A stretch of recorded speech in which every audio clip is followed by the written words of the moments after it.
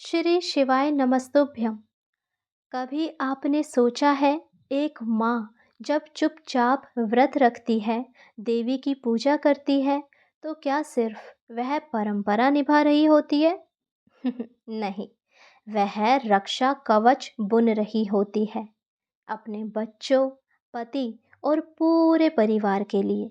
आज हम जानेंगे ऐसी ही एक अलौकिक व्रत, पिठोरी व्रत की कथा, जिसे श्रावण मास की अष्टमी तिथि पर किया जाता है। और ये व्रत कोई साधारण नियम नहीं, बल्कि इसकी महिमा स्वयं भगवान शिव जी ने माता पार्वती को बताई थी। आज हम सुन रहे हैं श्रावण मास महात्म्य का 25वां अध्याय। 24 अध्याय की सारी कथाएं हमने चैनल पर डाल दी गई है।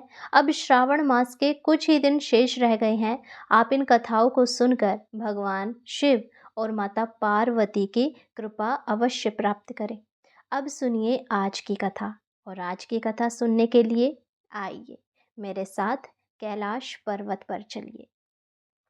कैलाश पर्वत, माता पार्वती और शिव जी बड़े ही आराम से बैठे हैं। मंद मंद हवा चल रही है। माता पार्वती भगवान शिव से पूछती है, हे नाथ, मेरे मन में एक प्रश्न है। संसार की स्त्रियां अपने परिवार की रक्षा, सौभाग्य और संतान सुख के लिए अनेक व्रत करती है, परंतु कौन सा व्रत सबसे श्रेष्ठ है, शीघ्र फलदायक है और देवी मातृशक्ति का साक्षात आशीर्वाद देने वाला है? पार्वती जी का ये प्रश्न सुनकर महादेव मंद मंद मुस्कुराए और उत्तर देते हुए कहने लगे, हे पार्वती, सुनो। श्रावण मास के कृष्ण पक्ष की अष्टमी तिथि की जो स्त्री श्रद्धा से पिठोरी व्रत करती है, उसकी सभी इच्छाएं पूर्ण होती है। यह व्रत 64 योगिनियों और पिठोरी माता को समर्पित है, जो विश्व की रक्षा करती है। जो स्त्री इस दिन व्रत रखती है, वह अनजाने में संकट, अकाल मृत्यु, दुख स्वप्न, ग्रह दोष और संतान पर आने वाले संकटों से मुक्त हो जाती है। माता इस दिन दीवार पर गोबर, गेरू या चावल के पीठे से 64 योगिनियों और पिठोरी माता के चित्र बनाती है और उन्हें अन्न, जल, फल और पकवान अर्पित करती है। हे पार्वती, अब मैं तुम्हें एक स्त्री की कथा सुनाता हूँ, जिसने बहुत प्राचीन काल में इस व्रत को किया था। अब भगवान जी माता पार्वती को कथा सुनाते हुए कहते हैं, प्राचीन समय की बात है। एक नगर में सुभद्रा नामक ब्राह्मणी रहती थी। उसका जीवन कठिनाइयों से भरा था। संतान तो थी, पर बार बार बीमार पड़ती, कभी कोई दुर्घटना हो जाती, कभी कोई रोग हो जाता। बहुत सारे ठोकरें खा खाकर उसका जीवन चल रहा था। वह मंदिरों में जाती, दान करती, व्रत करती, परंतु उसका मन बहुत बेचैन रहता था। अब जिसकी संतान ही हर तीसरे दिन आए दिन बीमार रहे, कोई दुर्घटना हो जाए, कभी कुछ हो जाए, तो उस माँ के दिल पर क्या बीतती होगी? उसका मन तो बेचैन रहेगा ही। अब एक दिन उसका इकलौता पुत्र नदी में डूब गया। उसने विलाप करते हुए आकाश की ओर देखा और पुकारा, हे माताओं की रक्षा करने वाली देवी, क्या मेरा माँ होना व्यर्थ है?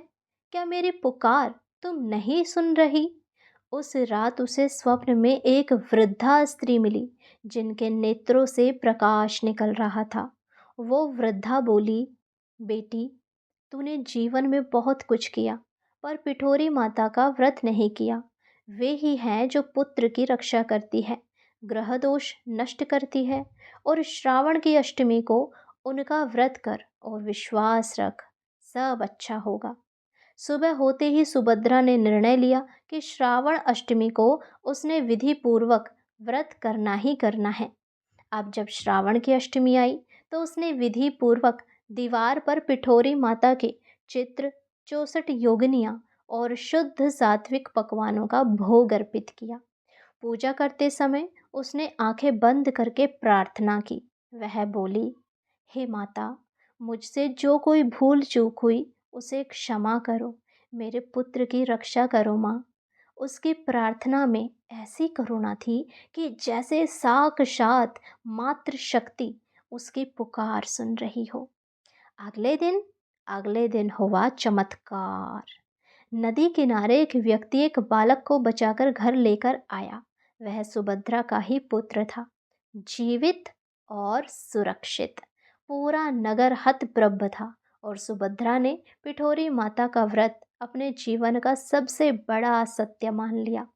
तब से आज तक हजारों स्त्रियां यह व्रत करती हैं, श्रद्धा से, विश्वास से और पूरे परिवार की रक्षा के लिए।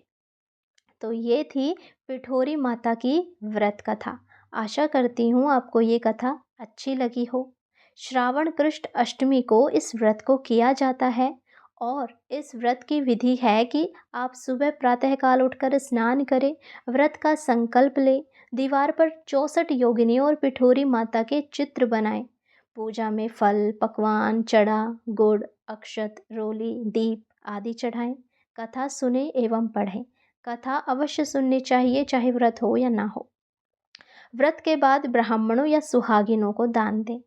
एक स्त्री जब व्रत करती है तो वह केवल पूजा नहीं कर रही होती, वह अपने घर के चारों ओर एक अदृश्य सुरक्षा कवच बुन रही होती है। पिठोरी व्रत कोई आम परंपरा नहीं, यह माँ की पुकार है, देवी माताओं के पास।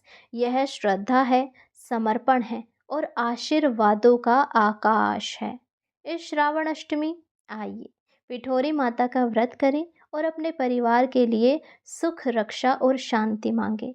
हर हर महादेव, जय पिठोरी माता। यदि कथा पसंद आई हो तो प्लीज़ चैनल को सब्सक्राइब करें, वीडियो को लाइक करें।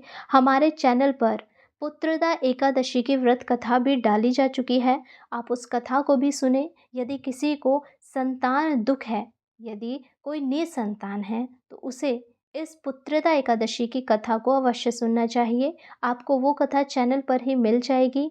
आप प्लीज़ चैनल को सब्सक्राइब करके वीडियो सभी को शेयर कीजिए ताकि हमें पता चले कि हमारी कथाएं कहाँ कहाँ तक पहुँच रही है और कौन कौन हमारी कथाओं को सुनना पसंद कर रहा है। और यदि ऐसे ही आप सरल हिंदी भाषा में कथाएं सुनना चाहते हैं तो चैनल सब्सक्राइब करके बेल आइकन दबाएं ताकि जब हम कथा डालें तो उसका नोटिफिकेशन आपको समय पर मिले और आप सारी कथाएं समय से सुन पाएं। हरे कृष्णा, राधे राधे।